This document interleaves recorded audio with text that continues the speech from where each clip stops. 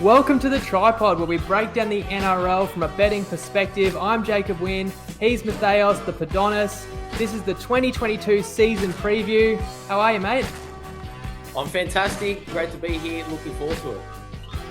Yeah, it is a new year. We're back. New co-host, as you can see. New major sponsor. We'll get to both of those very soon. But I'll tell you right now, we have a massive show to kick off the season.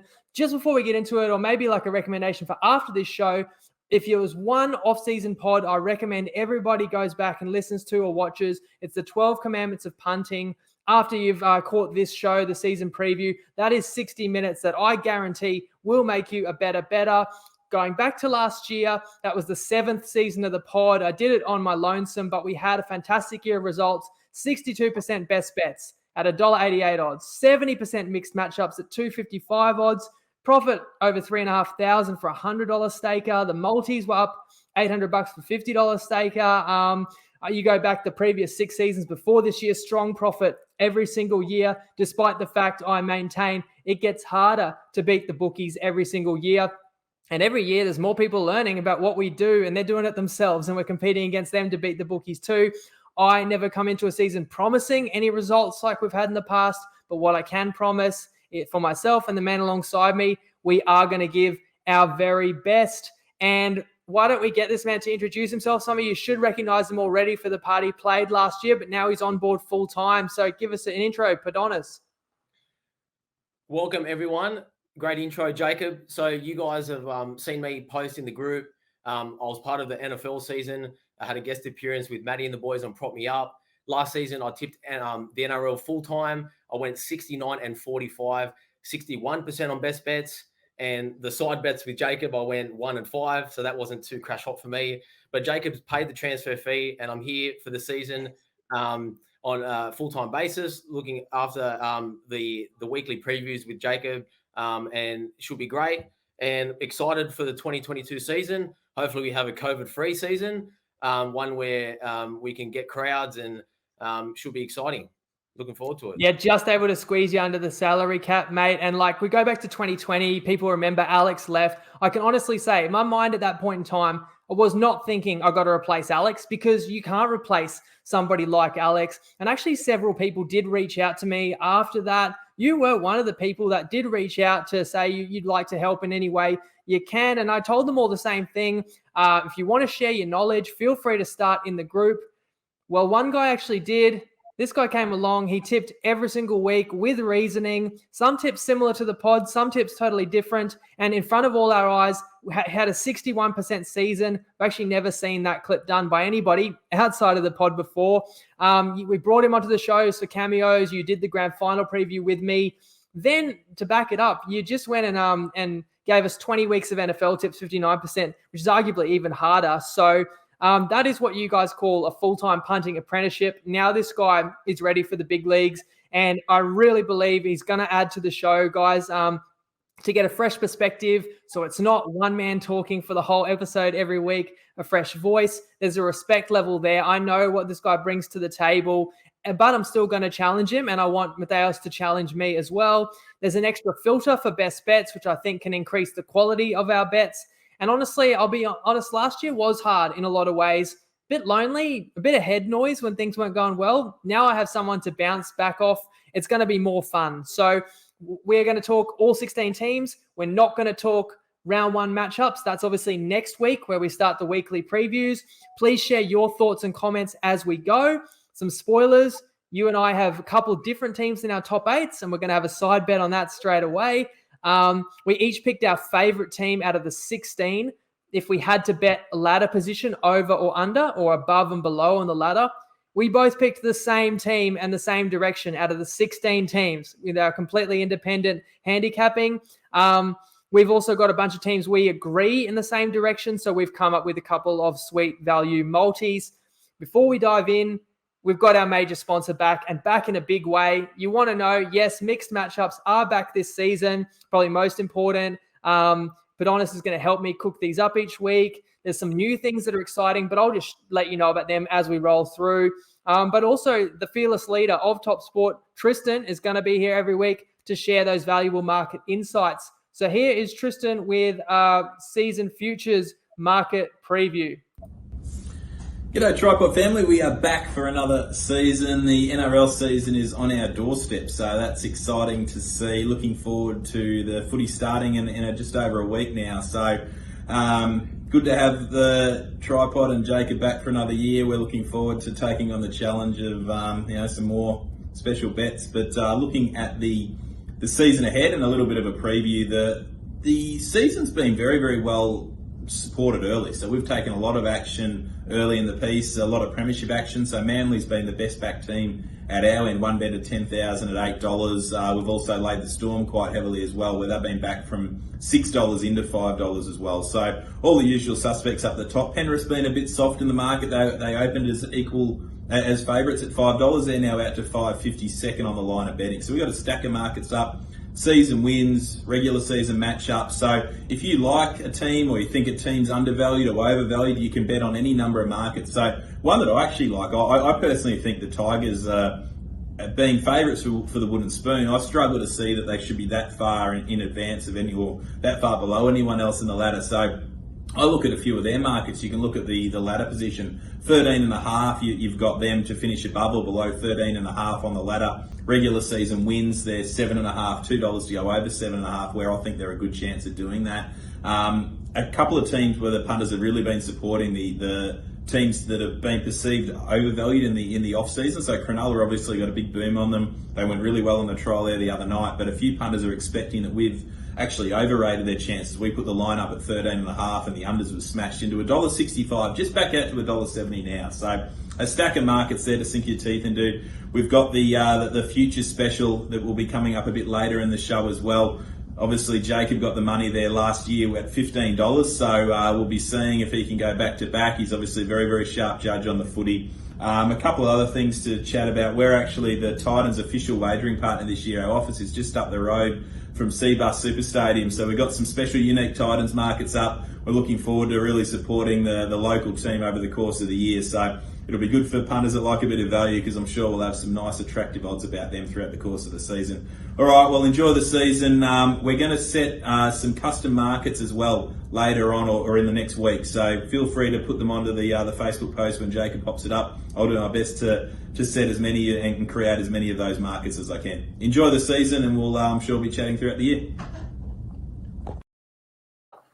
Thank you, Tristan. Okay, let's jump into this, mate. So we're going to go in 2021 ladder order from first all the way to 16th. We're going to take turns introducing the teams. We're going to tell you guys the over-under ladder position market on Top Sport. So this is, we've got to make it clear, above and below. And it's as if you're looking at a ladder and 1 is at the top and 16 is at the bottom. So when we start with the Melbourne Storm, they're at 2.5. You can bet, will they finish higher? That's above or under 2.5, which would be third or worse. I know that can catch people out. It's always a tricky one because, of course, the lower you go, it's a higher number. But hopefully that makes sense. Above or below, as you would look at a ladder. So the Melbourne Storm, they won the minor premiership last year. As I said, over under 2.5 ladder position with money on the under. And their premiership odds $5 to win the whole thing. Their major gains, again, I'm not going to list every single list change, but just the ones that I think move the needle. Major gain being Xavier Coates, major losses, Addo Carr, Dale Finucane, and Nico Hines. Lead us off, Podonis. What do you make of the Melbourne Storm in 2022? So when I look at the Melbourne Storm, they finished in the top 2 in the past few seasons, and I don't see a reason why that can't happen again. They were the highest scoring team last year, around 33 points per game, and ordinarily I'd expect a touch of regression. But their spine did miss a ton of games, with Jerome Hughes the only one managing to play almost a full season. So when I look at these numbers, Grant 15 games, Pappenhausen 15 games, and Munster 20, that sort of leads me to think that they can match the production from last year, even though a lot of their tries were scored in poor ball territory or in their own end of the field. And there's a lot of negative perception this year around the uncertainty of Nelson, Kamikamica being stood down, as well as Hines and Finucane leaving to the Sharks. But I'm not buying into that narrative that much. I think Storm are too professional as an outfit. They're disciplined. And it's pretty strange to say, considering they are such a public team. But I think I'm higher on the Storm than most. And I've actually got them winning the minor premiership. Yeah, mate, I tend to agree with you. I've actually asked, we're both going to come up with our prediction from 1 to 16 as well for each team. So it's pretty hard. It's a fool's errand to pick all 16 teams with their exact ladder position, but to give you guys this clear indication of where we see them. And I had to put the Storm right at the top of the perch as well. I feel like this could be Bellamy's last season, and that feels really big. And it's the last season for a few. The Cheese is moving on. Bromwich brothers, Kaufusi. Yes, they lost 3 rep players, but they are all covered in a way. Coates is a different player to Addo-Carr, but covers him. You know, you missed a lot of games from Pappenhausen last year, so that covers Nico Hines. And then for Nuke and World, they're just going to slot the Cheese. He's going to play a lot more lock, and you're going to have a lot more of Hectic Cheese and Harry Grant on the field at the same time. So I feel like they cover what they lost. They were historically good last year. They were every bit as good as Penrith. Things just didn't go their way in the prelim, to be honest. So I also can't see why they couldn't have a similar year to 2021. That's why I've got them first. Talk to us about Penrith, their gains and losses, and the market. So Penrith, as we know, came second last year. Key outs. So they've lost Matt Burton. They've lost Kurt Cable to the Broncos and Momorowski to the Roosters. And there's sort of no key gains there. They've sort of focused on retaining talent and signing some of the players that they did have. They've got an over-under ladder position on Top Sport at 2.5, which is heavily weighted to the under because they're expected to come in the top 2. And they are $5.50 or $5 second favourites to win the comp, depending on where you shop. And in fact, they're weighted to the under. That's actually below 2.5. And they are probably the second favourite, but nobody is like a favourite to finish top 2 just because there are, as we're going to get to, there are several contenders. So I think if you want to bet Penrith top 2, you're probably getting like $2.20 range. And if you want to bet them, third or worse, you might get like $1.70 if memory serves correctly. A year ago, we did the season preview. I did pick Penrith to win it all last year. I thought they'd go one step better. Ultimately, they did. What a heroic effort. And speaking of that grand final, you heard afterwards how many of those players were playing busted. And Ivan said some of those guys shouldn't have even played in the grand final. So when I think about, can this team be any better this year? You could argue that if some of those guys that were playing completely banged up, if they were all fully healthy, then yeah, the team could be even better. I mean, Nathan Cleary opted to play on through that shoulder. Edwards, was out there with a broken foot, and there were several others. So they could be better. I also think they are naturally better with that spine, all progressing. Luai, Cleary, Coruscant, Edwards, another season, and all those players are getting better as well. Now, the origin period rocked that club last year, nearly derailed their season, hit them with injuries and a bit of a form slump. That is going to be the case again this year. And then on top of that, they did lose a couple of origin caliber players as well. So that's, maybe going to hurt them in the win column for a couple of games. Last season, they set the league on fire in attack. They were amazing to watch, and they were unstoppable. By the end of the year, with a little bit of disjointed key positional play and guys in and out of the team, they won the comp on their defense. You look at the final 3 games that they won, only conceding 1 try in each of them. That was an incredible amount of defensive intensity. I don't think you can replicate that all the way through a regular season. So I can kind of see them just prioritizing being healthy in September and maybe losing a game or 2 due to attrition, even though they're as good as anybody in the competition. That's my only reason why I've predicted them 4th.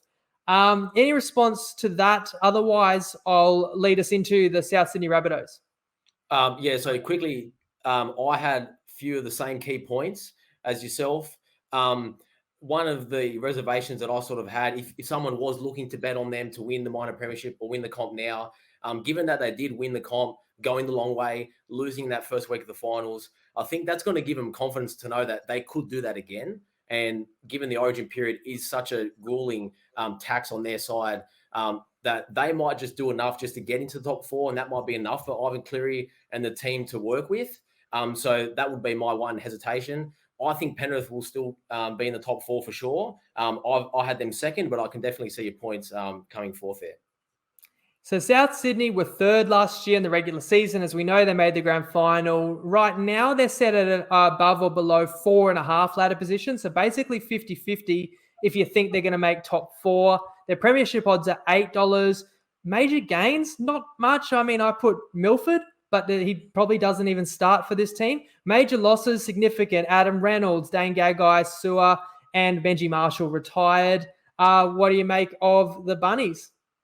I actually think Milford's actually maybe stood down or like relieved of his contract because of all that assault stuff. So that might become an issue throughout the season. So happy to discard him as a player. So as you touched on there, the two big signings or two big losses, Gagai and Reynolds, they're big holes that haven't been filled. So that's one thing that we'll just say off the bat. So from the limited film that we have seen of Lachlan Elias, he looks like he's got plenty of potential, but that's like the key word, potential. He's still a kid. He's played one game. He needs to prove it.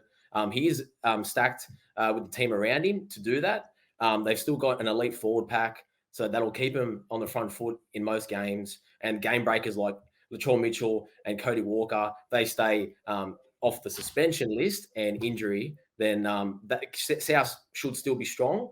I think that they'll slightly regress. Obviously, the other key loss that we need to touch on is Wayne Bennett leaving. What sort of impact will that have on the side? From all reports, Demetrio was the one who was doing all the coaching anyway, and Bennett was sort of like a mentor role. So whether or not that has any effect on the playing style is yet to be seen. But the biggest factor for me is that South have a pretty easy draw, and that sort of leads me to think that that'll keep him in the top 4. So they play 5 of last season's bottom 6 twice. So that will sort of help them to just accrue wins throughout the season and get ready for finals. So I've got them ranked to number 4th. What about you, Jacob? How are the Cardinal Myrtle? So I had them 3rd. So on the same page. So look, last year for the Bunnies, that was an achievement. I know like when you fall short, it's bitterly disappointing, but they had lost 3 straight prelims. They had to make a grand final with that group, and they did. And boy, they came close to winning it. You know, I actually rewatched the grand final just a few days ago, and it hurt me to watch. I gave out 10-1, Panthers halftime, Rabbitohs full-time. I was on that myself. It was 8-6 at halftime to Penrith, perfectly poised for the Bunnies to win it in the second half. But that intercept try and a sideline conversion that wasn't to be, we know how last season finished up. So you look at it now, and I think you're right as well, the loss of Bennett. But if there was ever, a transition of a new coach that could be, as smooth as possible, Demetrio's been Bennett's protege and been there the whole time as well. I look at the key position being halfback. I think that's everything. I think there'll be a drop-off with the leadership, the direction, the kicking, playmaking, huge shoes to fill. But what a spine Ilias gets to fit into when you get Latrell Mitchell, Cody Walker, and Damien Cook, superstars around him. So if he can play well, then this team is going to be really strong because the forward pack still has game breakers, as they do in the outside backs as well. That's why I'm quite high on Souths, and I don't see a huge drop-off, and I do think they can cover the losses, Reynolds being that biggest question mark that I'll be watching closely, but I am a believer. So, yeah, I'm with you on the Bunnies top 4 again. Now, before we move to the Manly Seagulls, look, I hope you guys are enjoying the show so far. You might be sitting there going, how many games at NRL did these two dweebs play? And in fact, I want you to know that on the show tonight, between us, all of us that are bringing you the info, we actually have over 300 games of NRL experience. And that's thanks to our second major sponsor we announced today. That's Dabble. I'm going to want to tell you all about these guys throughout the show and what that's going to bring to the table for pod followers. But first, let's just have a segment here. Robbie Farah with his thoughts on the contenders as we are talking about a few of the contenders. Hey guys, Robbie Farah here. Just want to share a few thoughts on the upcoming NRL season 2022. Obviously, footy's just around the corner. Next week we kick off round 1. Massive game, Penrith and Manly to kick off the season, who are going to be 2 of the premiership favourites in my opinion heading into this year.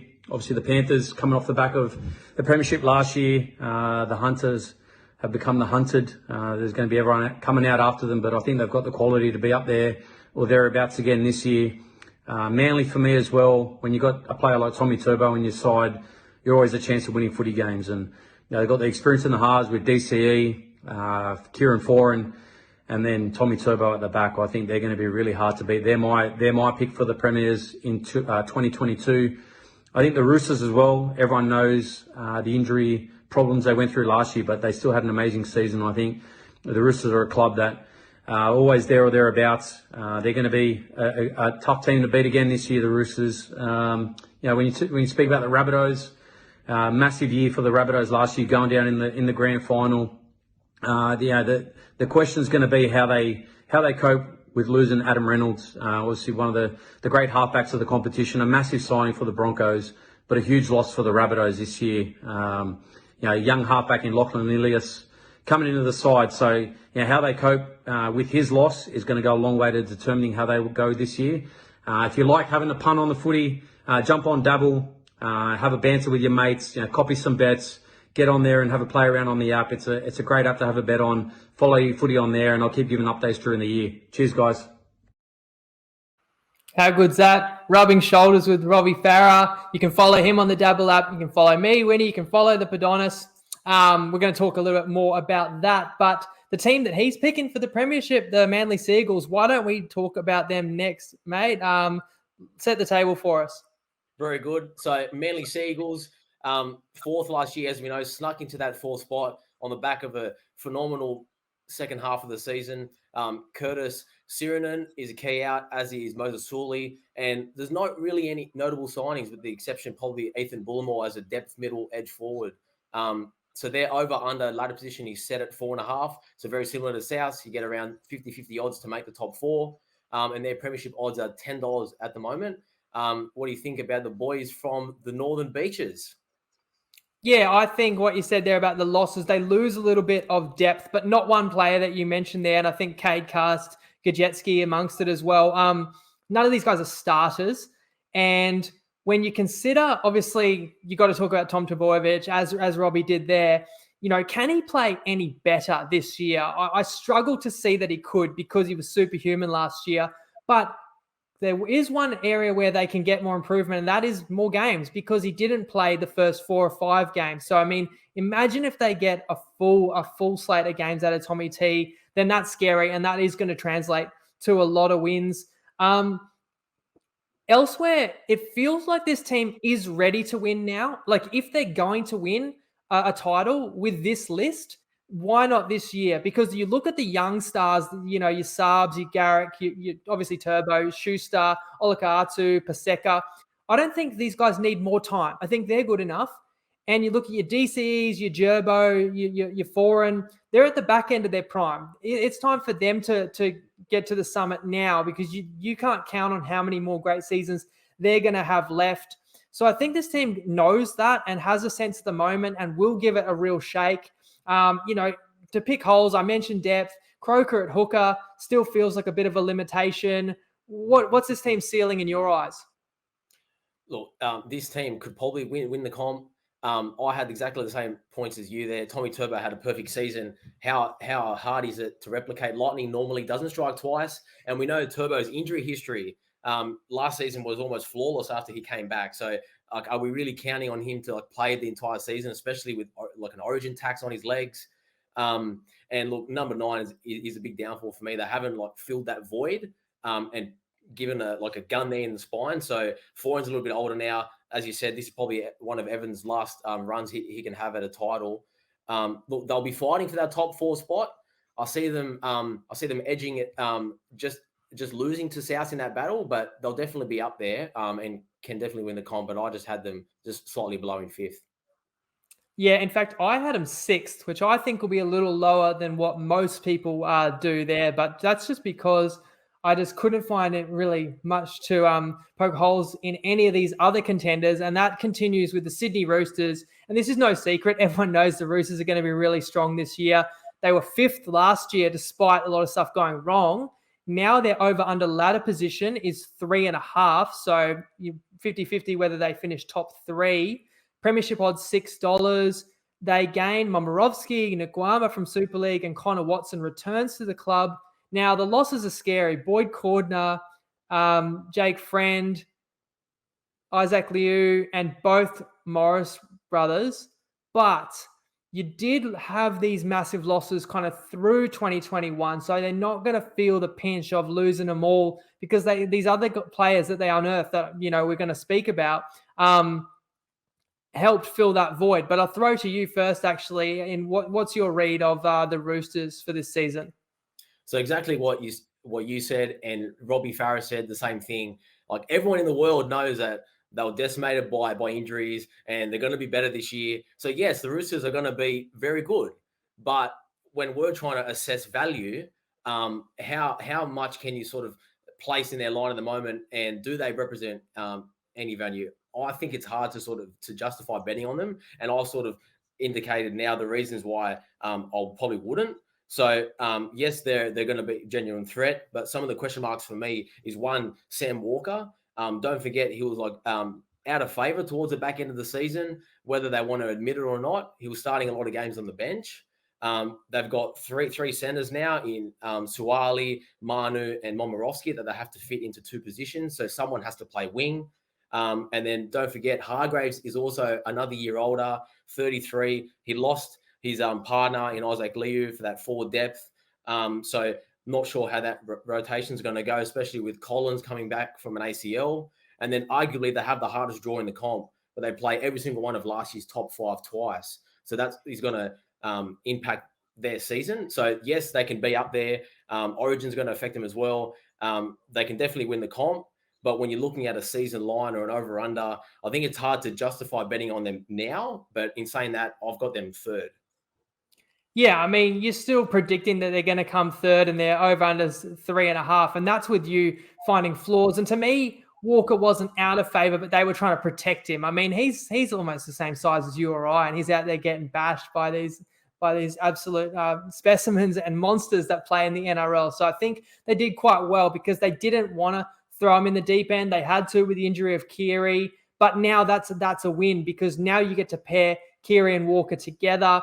You guys who watched the pod last year know how highly I think of Joey Manu, and I think he'd be a superstar fullback at a lot of other clubs. At this club, I think he can start at centre, and so he was absolutely killing it last year until he met Latrell Mitchell's shoulder, or his cheek did, but he's going to be back. Suwali naturally will improve. They're saying he's even bigger and stronger. I think Watson was a really shrewd addition. I think his style of play and his utility value is so important, especially in the modern style of play. You've got Robinson, got to mention him because he's as good as any coach in the game, and believe just yesterday signed a massive extension to like 2028. And what about like this team won the comp in 2018. They won the comp in 2019. They suffered brutal injuries in 2020 and 2021. Had they not suffered the injuries the last 2 seasons, they would have been in the mix for the last 2 comps as well. So my biggest issue with the Roosters is actually just what you touched on, is everyone is seeing this coming. So it doesn't mean we can find value. But, you know, still having said that, that's the team that was 5th last year. I've got them certainly top 5. In fact, I've got them coming 2nd. So I think they're going to have a really strong year. But it's funny, that top 5, Melbourne, Penrith, South Sydney, Manly, and the Roosters, I think 90%, maybe 95% of people are all going to expect that same top 5 this year. It's never usually that simple. But I do remember last year, everyone had the same top 6, and 5 of those 6 did make the top 6. And the one surprise was the Raiders dropped off a bit and Manly actually ascended. So sometimes maybe it is as easy as it looks on paper. I'm not brave enough to push any of those 5 out.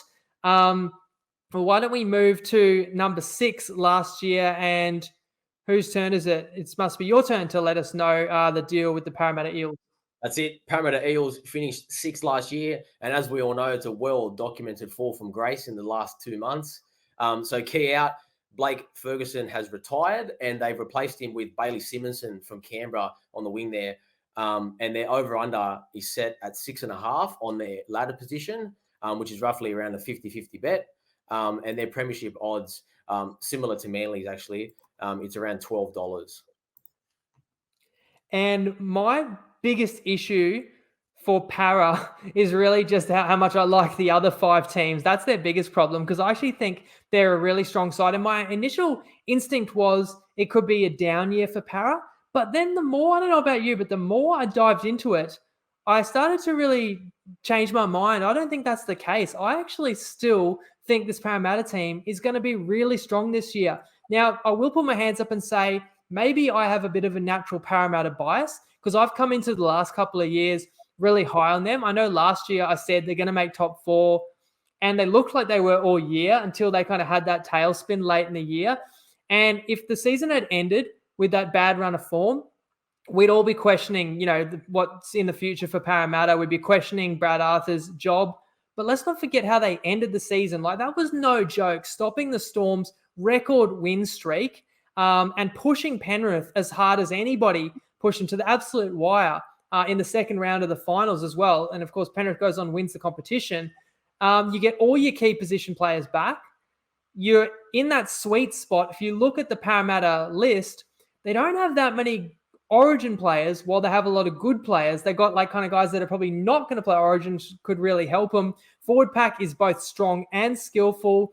I also wish they didn't thump Penrith 36-0 in the trial the other day, because I want this team under the radar, because I think a few people will be quick to write them off, and I won't be one of them. I have them finishing fifth. I have them finishing higher on the ladder than Manly. How about yourself? Yeah, I could definitely see that happening. Scary again. We had very similar notes again. So the key takeaway for me for the Eels is that the way that they did finish last year, that'll sort of going to give them new sense of energy and rejuvenate the squad, that they can have another premiership push.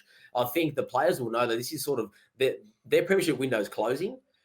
So a whole bunch of guys are leaving next year, like Reid Marnie, Papali'i, Nakore, and maybe a few others. So I think they know that this is sort of the last go that they can have with this current roster.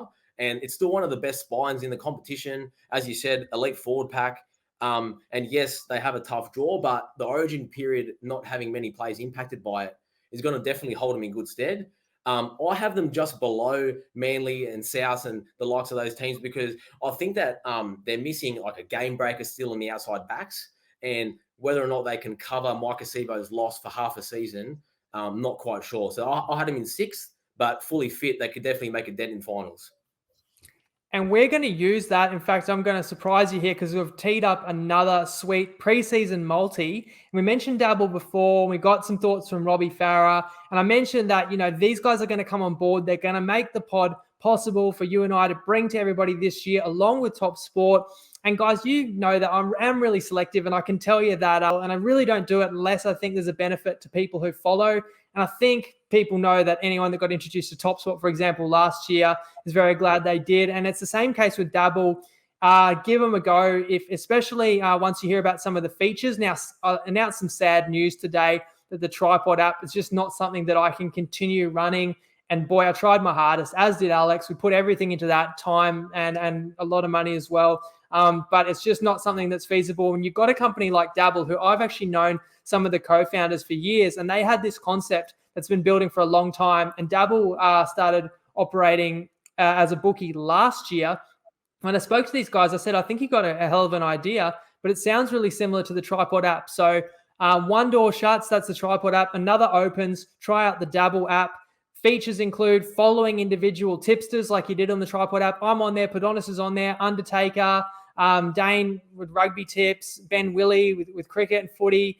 A lot of the guys that you know and love from the TryPod community. You can copy someone's bet. So if you like their tip, you can copy it straight into your bet slip and have a punt. People write their description. You can sign up for notifications when your favorite tipster tips. It's instantly in your feed. And we've got an exclusive group chat. Think of it like a TryPod live group chat that you and I and a bunch of the other boys are going to be in. So give it a crack. Another reason why you might want to, and there's plenty others that I can't even mention, but give it a crack. Join up to Dabble with the code TryPod and check out this multi, having a little dabble with a season futures multi. Okay, we're going Storm to finish top 4. That's paying about $1.65 in most places. Okay, and we've both got them finishing first. We've got the Roosters to finish top 4. That's paying about $1.75 in most places. I've got them second. You've got them third. We've got the Rabbitohs to finish top 8. That's $1.25. That's close to a lock. We've both got them top 4, but we're getting that buffer. We're saying Rabbitohs top 8. And the side we just spoke about, the Parramatta Eels, which I've got in 5th, you've got in 6th. I think we've got them in the top 8, and that's paying about your $1.60 as well. So what would you want for those 4 to all occur?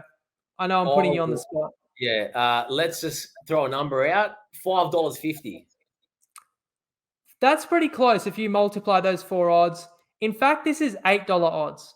So jump on. You will not find a better price than that out there. $8 on Dabble, and they are going to guarantee that price for 24 hours. So from now, Wednesday night. So jump on, have a crack at that. If you like the sound of that multi, Storm and Roosters making the 4, Rabbitohs and Eels both making the 8 as well. $8 odds. After 24 hours, it's a liability limit. They're going to see how many people have actually smashed it and how much people have had on it. and then they can't guarantee what that price is going to remain at. So have a crack at that if you like it. Let's continue on. This is a team that we probably, spoiler alert, probably won't have in the top 8, but they were last year. Newcastle Knights. It's my turn probably to let you guys know that the over-under for them is 10.5. So they are expected to finish outside the 8 in terms of ladder position, that is. $31 to win the premiership. They've gained Dane Gagai returning and Clune in the halves, but they lose Mitchell Pearce and Connor Watson. What do you make of Newcastle? Biggest question mark for me is the Knights half. So you touched on there, the loss of Pearce, Clifford and Clune as a combo. I've sort of ranked them as like the worst pairing in the NRL if I looked at the halves individually. And when you factor in the season-ending loss to Brayley as well, the spine to me seems very weak. And I struggle to see how they're going to create any opportunities like outside of Kalen Ponga doing stuff by himself. Interesting stat that I saw that I'd like to get your take on, Winnie. Last year's Knights team made the finals, had the worst attack and defense metrics since Canberra 2002 to make the finals. And that was when the Dogs got stripped of all their points for the salary cap breach. That's why Canberra made it. So it goes to show you how bad of a year the Knights did have and make the 8. And I can only see them going backwards from there. But the problem is everyone else does too. So you're getting $1.45 to miss the 8 when everyone's expecting it. And going through their roster, I was a bit surprised to see like how solid their forward pack is. And their outside backs are still pretty decent with some game breakers. So those are 2 factors that would probably like keep me off betting on the Knights to miss the 8 or betting on the Knights like over their ladder position, because when I compare that to a few of the other teams around them, those other positions are slightly better. But look, if it starts to go wrong for the Knights, then I can definitely see a season where it snowballs and the rumors circulate about Ponga, they chop and change halves, and then all of a sudden they're in the bottom 4. So I've got them ranked at 11th, but interesting to see where you see them. I agree with everything you said, and I really think the man you mentioned there, Ponga, as well as the speculation about his future, he is just under so much pressure now. Like all the attack has to run through him, and opposition defenses are going to key in on him and make life very difficult for him. Plus, he's got a little bit of soft tissue injuries in his recent history as well. So it's going to be vital for them that he's on the park. But when he is on the park, it's an incredible amount of pressure. And speaking of that pressure, like just another little thing that I picked up last year after quite a few bad performances. And last year was a good year to sneak into the 8 with a below average season because it was top heavy and teams with losing records got in. But O'Brien, I didn't like the signs. Comes in as a coach with a great pedigree coming out of the 2 best systems you can. Came across to me as a bit of an excuse maker after bad performances. So I can kind of see that all playing in that if results aren't there, he's actually going to be under pressure. I got him even lower than you. I got him 12th. Talk us through the other side that made the 8 with a losing record last year, Gold Coast Titans. Gold Coast Titans. And funnily enough, that was one of the teams that I tipped in the custom markets that Tristan spoke about earlier, under 12.5 wins, but to make the 8. So that was a nice little $11 surprise. What did that pay? $11. That was a ripper. It was, yes. So so I know TopSport are going to want the Titans to make the 8 because of the sponsorship dollars. But if we they are going to want the Titans to make the 8, but they're offering very attractive and probably best in the market prices on the Titans. You can bet them top 4, top 6, top 8. Sorry to interrupt you, but if anyone likes the Titans, because they're associated, they're going really strong on positive results for the Titans. So you won't find better odds, I think, for a positive season on the Titans than with the Toppy. Worth a look if you like it, but I'm interested to hear if you do. So yeah, talk us through their ins and outs this year. Yeah, so they've lost Taylor, they've lost Fogarty, they've sent him to Canberra, and Tyrone Peachy has also lost, and Keane. So they're getting Will Smith as an interchange from Parramatta and Isaac Liu from the Roosters. So as you touched on there, their over-under position is 8.5. So you're getting $2.10 for them to make the top 8, which is best in the market if you're a Titans fan. So what about you, Jacob? How do you see their season faring out? Yeah, and $26 to win the comp if you're really optimistic. Look, last year, solid achievement to make the 8, but again, they won 10 of 24 games. So what you need to take away from that is they're going to have to be even better this year to finish in the same position. And the Fogarty departure to me, I'm going to wait and see. The way I read that situation was the Titans were quite comfortable handing the keys to Toby Sexton, therefore believing in the ability that he has. And so it may not be a drop-off, but you look at the Titans and their strength is this quality pack. And then you've really got to capitalize when that pack builds momentum. And the halfback is key. And there's some exciting talent outside him that he's got to get the ball in the hands of AJ Brimson, who I can't wait to see play 5/8 full time. Jaden Campbell got blooded last year. He's really talented and he'll get the job at fullback. So it comes back down to how well Sexton can link up with everybody. Again, I look at Hooker and say Clark is serviceable, but maybe not elite. And if this club could really be improved with an elite hooker, but they haven't been able to pick one up in free agency or find one as of yet. But yeah, you look at that pack, adding Liu is massive, and he's he's got a bit of leadership. But the 3 Fs, Fotuaika, Fafita, and Fasul Malaawe, who actually was just recently named captain, they could all conceivably be even better because they are all still so young. And young is the word that comes to mind to me for this squad. The whole squad does look quite youthful. I get the feeling that they can run over teams when they get momentum, but will that youth and maybe slight lack of experience in key positions have them falling short when they play a lot of the top sides? I have them on the fringe of the 8. And in fact, when I kind of washed, when it came out in the wash with all these teams, I did put them in 8th. What about you? Similar line of thinking, but then I've also thought of it this way in regards to the Fogarty replacement. Bringing in Sexton, to me, tells me that the Titans are looking to the future and they don't really think about winning now. So I think they're looking to 2023 and beyond, and bringing in Tino as the captain is testament to that. He's only 22 years old. And let's not forget as well, they've brought in Campbell at fullback. They've moved Brimson. So they're going to experiment, go with a new spine. It is going to take time to gel. They are exciting. They're going to have flashy highlight plays for sure. But are they going to experience some growing pains in the grind of the NRL season? I think yes. They were a huge beneficiary also last year of the relocation to Queensland with COVID. So now with more travel, that could probably affect them as well this year. I think the Titans will slightly drop off because I think they are still in a rebuild and they're looking forward. So I've got them finishing 10th, but they'll definitely be in that 7 to 11 range fighting for a top 8 spot. You make some good points there. You actually got me questioning myself there. So I got the Titans 8th. I've got them ahead of this next team, but you're probably going to make a compelling case that I'm wrong there. And I think a lot of others will agree because we talk about these trendy teams, like everyone's high on the Roosters this year. Everyone thinks the Knights will regress. And a lot of people think this next side, the Cronulla Sharks, are going to have a big year. 9th last year, just missing the 8 on points differential. Their over-under ladder position is 8.5. So they're right at that 50-50 mark, whether you like them to make or miss. You get around 50-50 odds. $18 to win the comp. So, even though roughly predicted around the same spot on the ladder as the Titans, they've got a higher ceiling according to the marketplace, probably due to the new additions, Nico Hines, Dale Finucane, Cam McInnes. They do lose Sean Johnson, Townsend, Woods, and Dugan Chambers for what those guys contributed last year. But why don't you tell us what you make of them for 2022? Yeah, so very interesting side for me, the Sharks. Like as you said, a lot of people are high on them because of their off-season recruiting. But to me, like their halves play wasn't the problem last year. And we saw Johnson was their best performer every time he did step out onto the field. So I'd argue that the Sharks' biggest problem was that lacking X factor and then like couldn't keep people on the field. So they haven't sort of filled that gap. Sure, Hines was great in Melbourne. He was a running fullback, but now he's been thrown into a lead playmaking role. So how much better can the Sharks be given he hasn't done that before? I question that.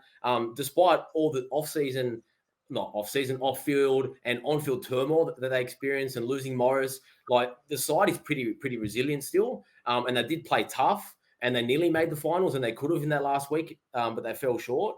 So the culture is still strong there. So even though Fitzgibbon's got a big job ahead of him, like that's one aspect that he probably doesn't have to fix. It is a good bunch of guys there. So I think they'll be in that 7 to 11 range. And they are a popular pick, as you said. So I don't know how much value there is in like taking them to make the 8 when there could be a few other teams that might steal that spot. I've got them in 8th, given that they can experience some natural improvement with the new additions.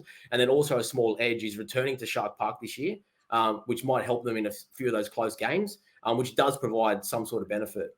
What about you, Jacob? Yeah, I think that they may start the season slow. So on your point there, whether there's value backing them to make the 8, when you do bring in a new coach and you bring in new key position players, and a couple of these guys like McInnes are not going to be ready to start the season. I don't know if they're going to come out gangbusters because I think they're going to want to build. But you're right. You said the word their culture. Like they already were resilient and gritty team. And the characters that you bring in, Finucane just wins. And McInnes, when he is on the park, is tough as nails. Hines, high character. Fitzgibbon, everything and you hear about him. You think that that's going to be an extremely good culture there. And they are going to have success. But is it going to come straight away? The keys to me is the halfback position. I think you said it there. So I think Trindle gets that first opportunity. Does he own it? How do they play Matty Moylan? Because to me, Hines is such a natural 6, but he is not a lead half. So how much are they going to expect him to do? And the other key question mark I have is Wade Graham. Like, if he's there and if he can play a full season, that's huge. In fact, he did have that ankle injury just a couple of days ago in the trial. But my bigger concern was all the repeated head knocks he has sustained.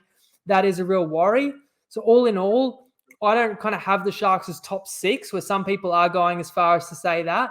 Maybe by the end of the year, they could be playing at that level. So I definitely had him fringe 8. When push came to shove, I put him 9th. I thought I'd be a little bit dangerous with it. You made a pretty good case against the Titans. You could easily flip those two. Maybe I wish I did, because you and I are going to bet each other on who has a more correct top 8. And I've got the Sharks out. You've got the Sharks in. The other team that I have in the 8, I'll let you introduce right now. All right. The Instagram team from last year, the Canberra Raiders, finished 10th. They lose Williams, Soliola, and Havili. Key ins are the returning son, Nick Kotrick. They get Jamal Fogarty, and they signed Adam Elliott, who was released from the Bulldogs. So their over-under ladder position is 8.5, and they are $21 for the premiership. So why don't you tell us why you think they'll make the 8? I definitely know I'm higher than most, but I do think straight away Fogarty is an upgrade because of what we know about what was happening behind the scenes. And Williams just wanted out of there. He was disgruntled. He was butting heads with the coach. Yeah, I think that's instantly an upgrade there. And I think that Fogarty's respected. And this guy was captain at the Titans. So I think that's a boost. You've still got Jack Whiten is a superstar, and I think those two can play well together. Nickel Klukstad didn't play a lot of games last year and didn't seem quite himself coming off the back injury last year, but he's still a really quality player. And then you've got the opportunity to unearth Savage, who to me looks really special. And this guy's absolutely rapid. So I'm really excited to see a way that they can fit both on the field, probably Savage at fullback and maybe Klukstad in the centers. I think Chotrich, as I believe we pronounce it now, is can come back and find that form that, got him into Origin. He's still young enough, and he's going to fit right back in there with his previous coach and with his previous teammates. I like the dynamic of the 1-2 punch at hooker with Hodgson and Starling, two totally different players. And also when I look back at last year, they only missed the top 8 on points differential again. They blew more leads than anybody. They lost a bunch of games where they had a double-digit lead. And I always think someone will argue that that's in their DNA. That's what they do, is choke on games. But I will argue that that's something that you can remedy as well. And if you don't throw away as many of them, then you're going to find an improvement in the standings.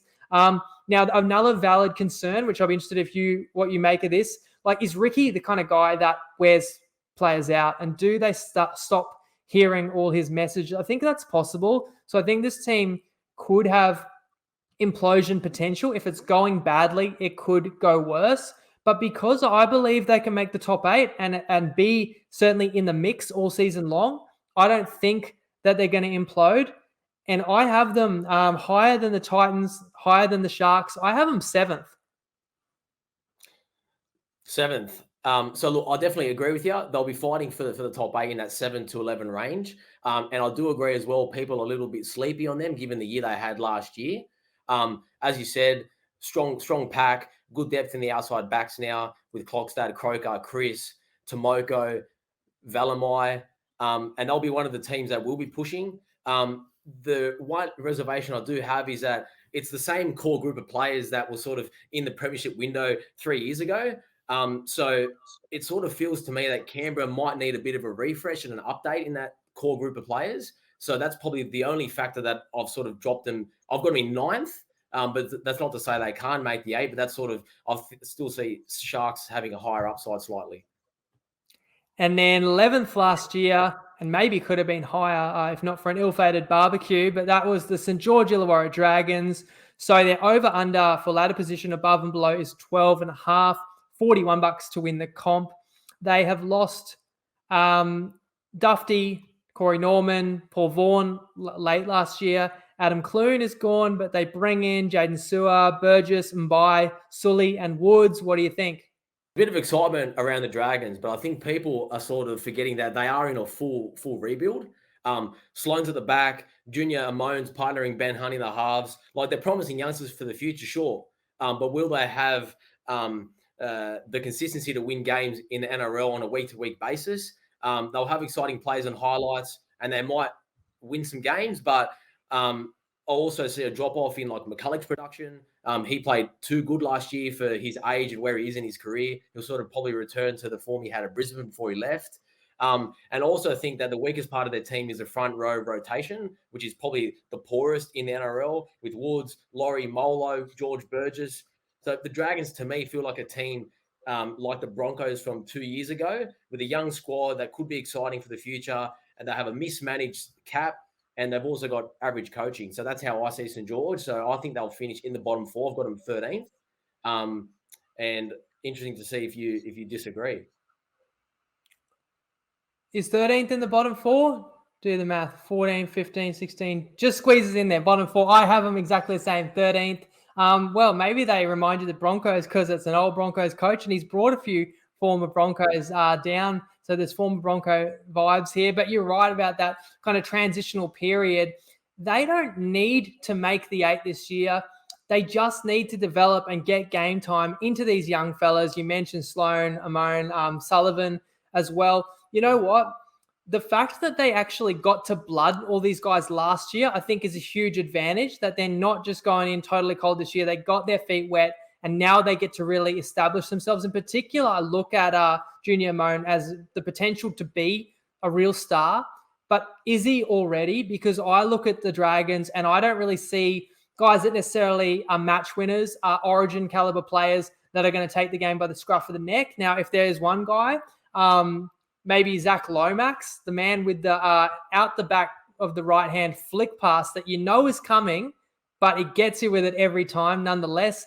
Funny I mentioned like who's going to step up in this team, where the origin caliber players. I was looking at their lineup, 7 to 13 have all played origin, but you can make a case that none of them would play origin this year. Now, like maybe Benny Hunt certainly can, but depending on what direction Queensland goes with utility. But it's all kind of guys that have had a cup of coffee or for whatever reason, whether it's Jack Birds or DeBellins or Molo or Maguire, like guys that are not necessarily stars, but if they are going to want to win a bunch of games and especially be able to pull out some of the close games, that's going to be the key, is which forwards can step up, because most of these games, they're not going to wow or blow anyone away with their talent. So they're going to have to win it with toughness and off the back of their forward pack.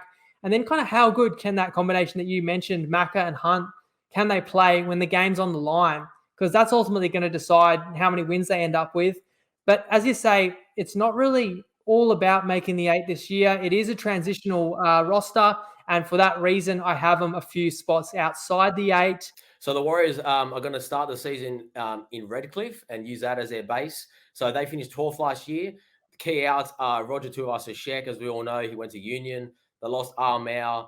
Maumalo went to the Tigers the back end of the season last year, and they lose Peter Hiku.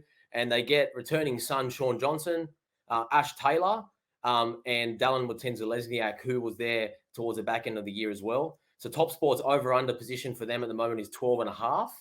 And then their premiership odds for the Warriors are currently sitting at $41. I've got them just doing a little bit better than the Dragons this year. So I had them 11th. Now, RTS. That is a monumental loss. If you've listened to the pod for any number of years, you know how big of a fan I am. But kind of already lost Roger last year. As soon as Walsh, and you didn't mention Walsh as a gain because they gained Walsh last year, but now he gets the full preseason. As soon as he came last year, Roger stepped aside, played a little bit of wing, played some center.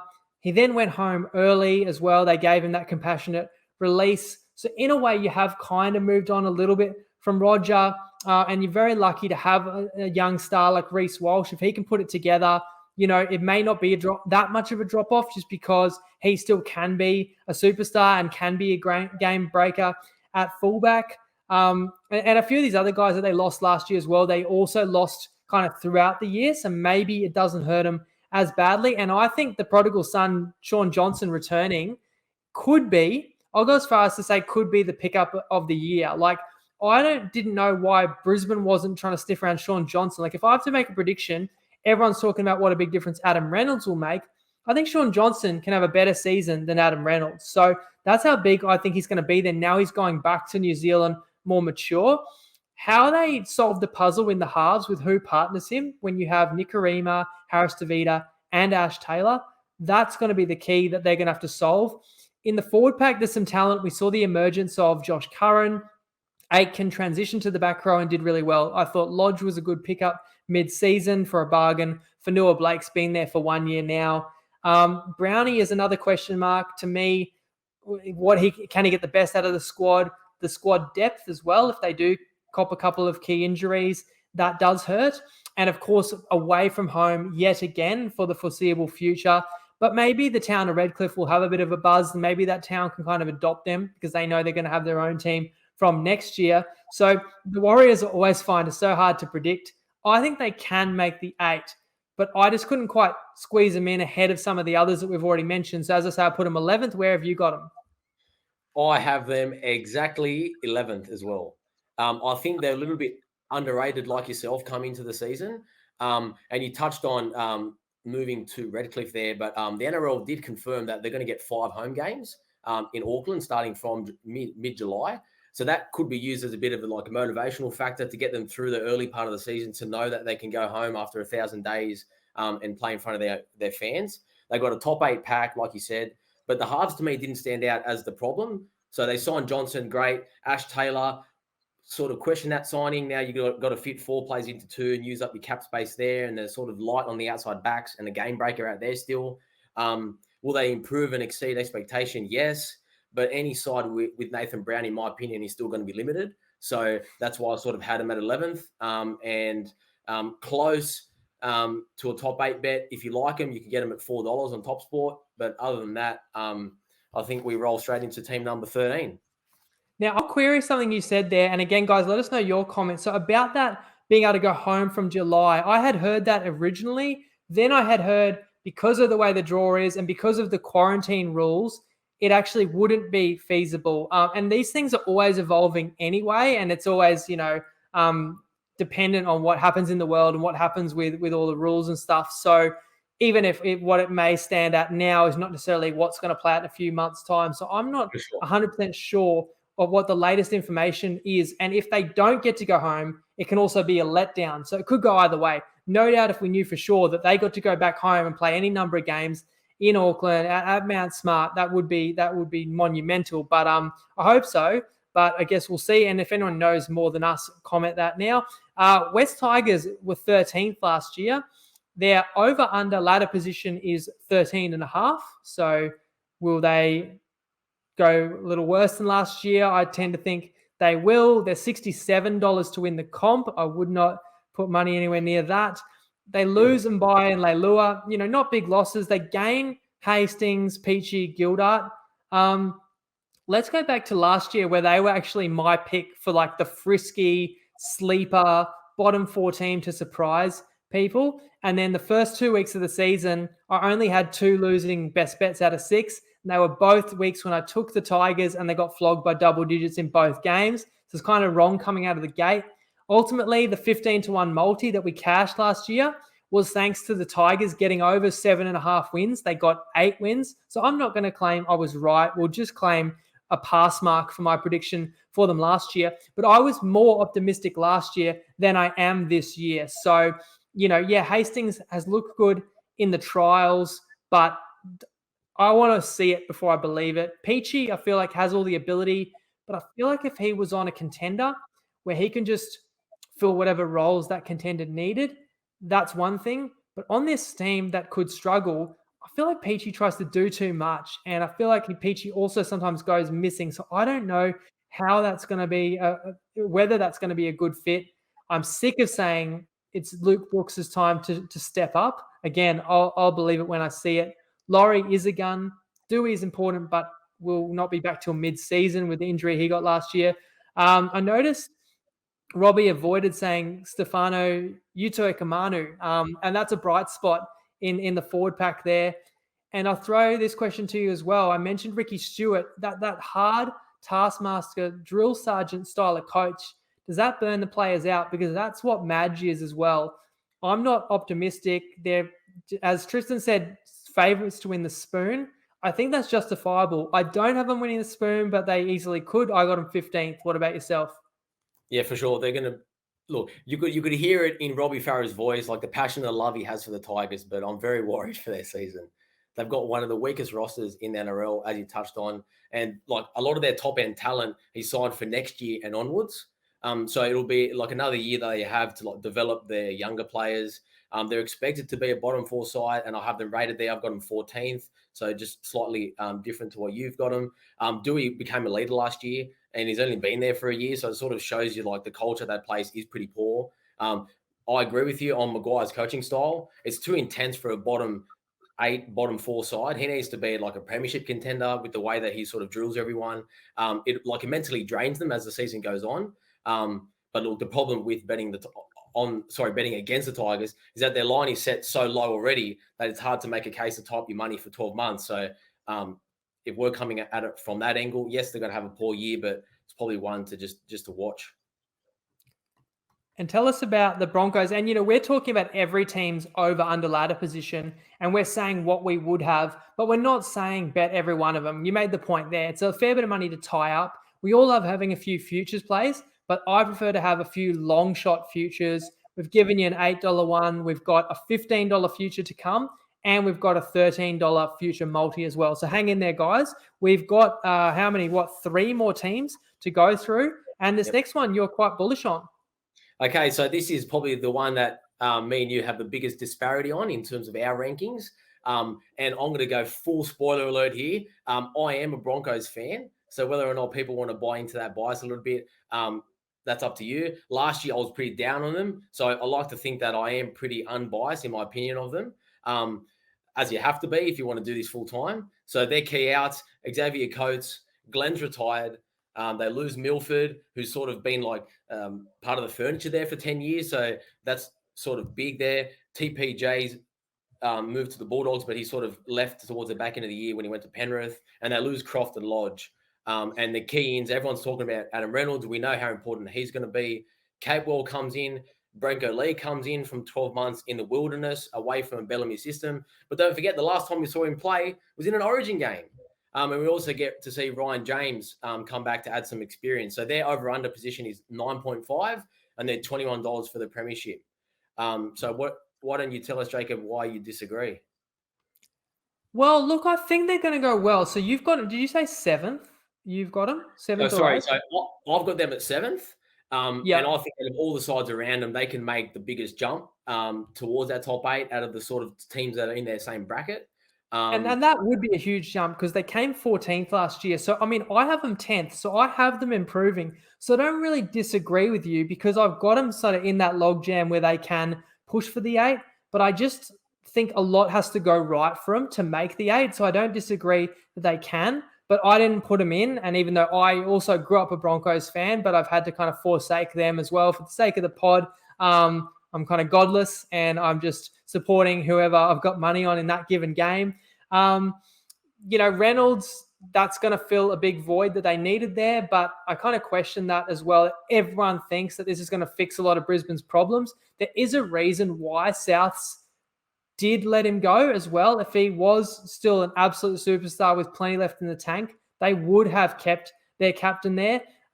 Brisbane has sort of had to overpay for this guy. And I just tell you, this could be a disaster with Reynolds' injury history if he gets hurt. So they better hope, first of all, that Reynolds has a healthy season. I mean, you'd admit yourself, if I told you now Reynolds wasn't going to play, 3/4 of the game, they're not going to make the 8 right there. So he has to be healthy. Next question mark, can you pick the best possible spine? Who's in it? Like, who's the fullback? Is it Tessie New? Is it Cobbo? Is it Azarko? Do you fit all 3 in? Does Turpin really own that 9 jersey? And the big one is who partners Reynolds in the halves, of course. And on one hand, you can say it's great to have options, but on the other hand, you bring a new halfback in and you don't know who he's playing with in the halves for your whole preseason. So I feel like that stunts your development. I don't know much about Isra Mam. So, I'll put him to a side. I actually think the best option in the halves could be Billy Walters, because I've always been a fan of him, watching him play Q Cup, watching him play for the Tigers, and he was even in Storm system. But that's a really tricky decision for Kevy. You can only pick his son if his son's like clearly playing well enough, or else he's instantly going to get criticised and questioned for that decision. So that's an awkward one. Be interesting to see how it plays out. On the positive notes, Payne Haas could be the best prop in the competition. I agree. Capewell is a great addition. And I think you're going from a team that came 16th to 14th. I see that improvement. But in saying all that, their predicted over-under for ladder position is 9.5. So everybody predicts Brisbane improvement. So I'm not, saying anything radical. Where you are when you're predicting them all the way up at 7. So that's where we differ. But as I say, unless everything goes right for the spine, I don't quite see them making the 8. But on that note, I'm going to introduce our side bets. We're going to put $100 up head-to-head anytime throughout this year we have a disagreement. So obviously, if we agree, that's where we're going to like to find best bets in any given week. If we totally disagree, it's probably not a best bet. It's probably the truth that neither of us has a 60+% winning side, but we still might put our money where our mouth is and go against each other. So I've proposed a season-long best bet, or a side bet, I should say. You can keep a record of these in a spreadsheet for us. We have both picked the same top 6, as most people probably will. We have 2 different sides in 7th and 8th. So I went Raiders, Titans, even though you got me regretting that Titans pick already. You've gone Broncos, Sharks. Whichever one of us gets more teams correct wins the 100. If we both get 7, then it's going to be out of those sides who finished higher. So which team did we get that finished 7th or whatever. So the tiebreaker will be out of those 4 sides that I've got 2 in, you've got two different ones. Who finishes highest out of those teams? Where I'm going a little bit against the grain with the Raiders. You're going a little bit more chalk with the Sharks, but then a lot more outlandish with the Broncos. Just 2 teams to go. That side bet sounds good to you, mate. I was wondering if you wanted to retroactively apply $100 to our side bets from last year, or you just want to start fresh. I'm happy to start fresh. Let's go 2022. It's a new year. Mate. And just 2 teams to go. North Queensland Cowboys came 15th last year. Their over-under ladder position is 13.5, $51 odds if you wanted to win the premiership. They have gained Tanua Brown, Chad Townsend, Peter Hiku. They lose Masters, Molo, and O'Neill. You start us off. So I know there's a lot of Townsville fans and people that follow the pod north of the border, but I'm sorry to all of you guys and all other Cowboy fans, but I think they have a very poor year, and I've got them coming last. So for mine, they're the weakest squad in the NRL. They're not settled on what the positions are that they're going to run with. Like, is it Townsend or Dearden? Like, Holmes and Hammer, how do they play? Is Holmes on the wing? Is Hammer at fullback? Is Holmes in centre? So there's a little bit of contention there. Tom Alaulo, he's saying he's all good, but you read some of the reports and like his vaccination status is still unclear. Like, is he going to be allowed to play outside of Queensland at the moment? Like, we're not too sure. And then also Colin Hess, is he going to be prop, back row? So I think they're a little bit weak and unsettled. So I can see a lot of chopping and changing, and that sort of won't help them with such a young squad. And when I look last year, they had 7 wins, and 4 of those wins were by 4 points or less. So with all the other teams around them improving slightly and getting stronger in comparison, like, I don't see how that number of 7 wins can be achieved again. So I can see some natural regression, and I see them as a 5 or 6 win team, and that probably puts them like in the bottom 2. And I think they'll come last. Let me start with the positive. So you mentioned the hammer. I think they've just got to play him at fullback. And I think the way that he really came on last year set up for a very exciting 2022. The only reason they ever tried to play Holmes at fullback was because they paid too much for him, to be brutally honest. He's a natural gun winger. I like Tulangi as well. I think Drinkwater is a first grader, but it's time for him now to prove it and really own that 6 jersey, because otherwise they've got other halves and they've got a bit of a halves conundrum there with obviously bringing Dearden last year and then spending big money on a halfback in Chad Townsend that had been basically dropped to reserve grade and wasn't even going to make the Sharks' first grade side. I'm just not sure who the Cowboys were bidding against to spend that much on Townsend and how big of an impact he's going to have. He certainly can prove me wrong, but we'll see. Robson Cotter, I like that combination there at hooker. Like, there's a couple of young talented forwards in Lukey, Dunn. And look, Taumalolo still is a beast, but is he still the best forward in the game, which he used to be? You know, I don't quite see it. And you kind of mentioned as well that, you know, is he clashing with the coach too? And the coach is a question mark for me as well. Like, is Payton get the best out of this group? And he's the one that greenlights a deal like going out and buying Townsend after you had Drinkwater and you already brought in Dearden. So what's Payton's plan? And is the plan going to come off? And then you talk about the friction that he had with his best player as well. They're another side that will not overwhelm anybody with talent. So how are they going to win games? They're going to have to improve their defense. They're going to have to play really smart. They're going to have to execute in the key moments in the tight games. And I just like a few more of the middle of the road sides more than North Queensland as well. You said a few pod followers follow the Cowboys. One man is Jeff, our legendary pod admin. I asked him what he predicts for his team. You said you're a Broncos fan. It's funny, when you support a team, sometimes that means you know them better than anybody else. Sometimes that means you're blinded by your love. I think it's the latter for Jeff. He predicts the Cowboys in 9th. I'm sorry, Jeff. I got him same as the Podonis. I got him 16th. And that rolls us into just one more team left to preview. Final team left to preview, the Bulldogs. So key outs for them: Kotrick, Adam Elliott, Hopewadi, Lewis, Meaney, and Dallin Watine-Zelezniak, who left last season. And then they get some big ins, as we all know: Addo Carr, Matt Burton, premiership winner, Dufty at fullback, Brett Naden, who's also come from the Penrith system, and they add Pengo Jr., and they get Paul Vaughan, who's probably out to prove some doubters wrong after the fiasco last year. So their over-under position is set at 10.5, and the Dogs' premiership odds are surprisingly higher than I thought they were going to be. Surprisingly lower. They're $26 to win the comp. So the one question that all Dogs fans are asking, Jacob, I'll let you start off: will there be another recipient of a wooden spoon? No, I don't see a wooden spoon necessarily, but I think they could be closer than people expect. Look, there's reasons to be optimistic where there haven't been in the past. Their Dogs are probably another hype team. I don't think a lot of people have them in the 8, but I reckon a lot of people think they're going to jump a few positions for sure, as evidenced by their ladder position 10.5. You're talking about a 5-spot improvement.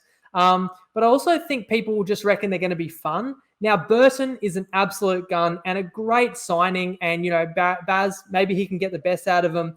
But, boy, that's a lot of pressure. You've gone from being almost an all-star team at Penrith and playing centre to now being handed the keys to your own team and expected to run the show from 5'8". That is a lot of pressure when we don't know for sure who's necessarily even going to play in the halves with him, because I don't know if Avarillo is a natural halfback, and if Flanagan, they don't seem to believe in him. Now, Addo Carr, the other addition, adds a lot of enthusiasm, adds spark, but a winger can only influence the game so much. I think TPJ, lots of ability. Vaughan, I do believe, will have a big year and will strengthen their forward pack. But just the doubts for me, I mentioned halfback, but hooker as well. And even Dufty is great in attack. He's a live wire, but he can be a bit hit and miss. So look, when Baz came last year, he inherited probably the weakest roster in the NRL. So coming last was not overly shameful. Nobody wants a spoon, but it was fairly predictable. There's pressure on now that you've got a few of those recruits in. They can't be cellar dwellers again. They kind of have to improve. And I'm not certain. And I just think that ladder position over under is too high when you consider this team could improve all the way from 16th to 11th and you'd still win your under bet. So to me, is a pretty clear value there in that over under. I know you feel the same too, but yeah, I've got the Bulldogs finishing 14th. Okay, so pretty close. I had them at 15th, and the one word that I'd sort of put to all Dogs fans and people out there trying to handicap the Bulldogs, and that word is time.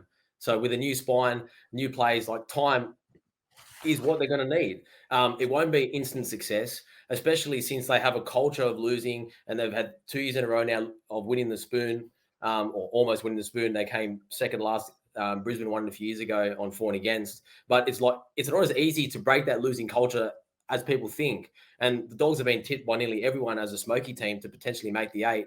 But I don't think their recruitment has been as good as what people think, and slightly overrated, and hasn't sort of fixed their core issues. And that big issue is in the forward pack. So they've essentially swapped Pengai Jr. with Elliott and added Paul Vaughan, but they've been ranked dead last in the NRL for post-contact meters for 4 seasons in a row. And like, will Vaughan's influence and Pengai Jr. really like improve that? I sort of question that. And I also think that, as you said, Burden and Averillo are running halves. One of them is going to have to sort of control and game manage. Can they do it? Yes. Again, it'll take time. Dufty and Addo-Carr, as you said, they're like luxury players to me, good finishers and can have good highlight plays and are exciting to watch. But like, what opportunities will they get when the Dogs sort of stumble around and they sort of don't really have any shape in the final attacking 20? So I see the Dogs coming close to the bottom, definitely in the bottom 4. I've got them ranked 15th, and that would be my favorite bet if I had to pick one for the over-under ladder position bet, is that Dogs 10.5, because it sort of stood out to me as value. Same to me. And you know, the bookies, we both agreed, they've done a pretty good job. The market's pretty tight, pretty accurate to our eyes. None of these teams, we were drastically different in our prediction to their over-under ladder position. But you're 15 on Canterbury, I'm 14. And it's 10.5. So we are going to play that into our Top Sport season multi. But we've also got, although neither of us have Canterbury dead last, they're close enough that there's going to be some possible value in an additional market that you're going to share for us, mate. So let us know the 15-1 value shot, followed by our toppy multi for 2022. Fantastic. So the value shot that we found here to share today is Bet365, and it's the Bulldogs at 15-1 to win the wooden spoon. So I think that market is most losses at 15-1. And look, if you have 3 or 4 teams that are around the bottom that you think are sort of, you can't really split hairs between them, then you take the higher odds. And we definitely think the Bulldogs will be in that bottom 4. So let's roll with that. And the Top Sport multi, Jacob touched on it at the top of the preview. We've done our handicaps independently, sort of come together to provide a multi with the best teams that we sort of see that will have that will pose value. So the Top Sport multi for you guys, it's on the website now at 13-1 odds. We've got Storm to make the top 4. We've got the Rabbits to make the top 8.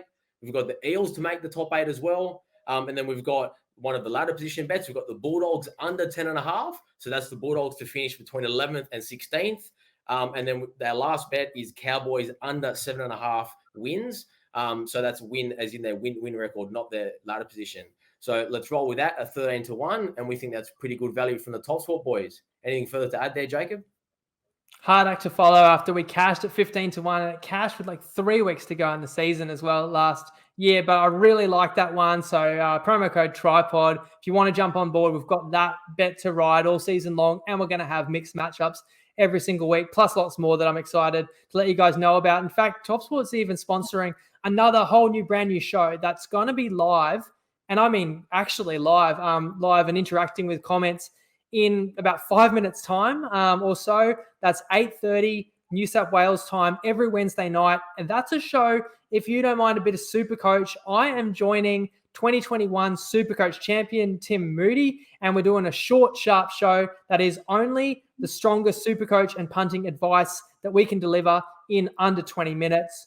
And we're going to start with some overall season advice in our first episode that is going to be happening in a few minutes' time. So first episode also this week before we also roll it into a weekly show. But thanks to everyone, again, who has joined us through our journey and our massive season preview, and we originally said, let's do about a 40, 45-minute season preview. But when I was putting my notes together, I knew it was going to be over an hour, but I think there's been heaps of good stuff in there for people to consider coming into the season. I'd love to know other people's thoughts. As always, just, please hit us with a like, a comment, whatever. Subscribe where you get this show, whether you watch or listen, share, review. Most importantly of all, keep your punting under control this year, guys. Take a break if it's ever not under control. Keep enjoying it. Gamble responsibly.